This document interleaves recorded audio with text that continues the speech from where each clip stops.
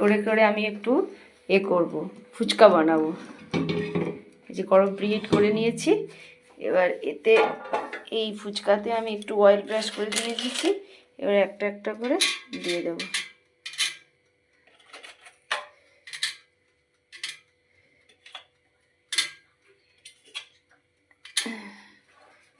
এবার আমি এর মধ্যে দিয়ে দেব।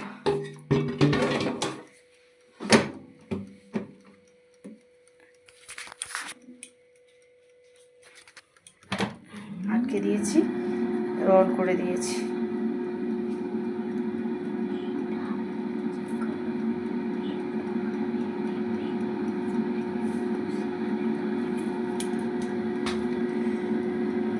প্রথমে আমি কিছুটা ভেজেছিলাম, এই যে এরকম এয়ার ফ্রায়ারে ফুলেছে।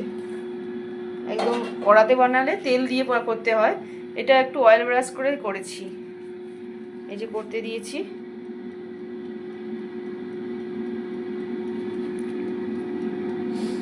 বেশ সময় লাগে না, অল্প সময়ের মধ্যেই হয়ে যায়। আপনাদের দেখাচ্ছি আমি, দেখি কেমন হয়েছে, একটু বের করে দেখি, তারপরে আবার করে দেবো। ও কি সুন্দর ফুলেছে ফুচকাগুলো, কি সুন্দর লাগছে দেখুন। Oil free fuchka.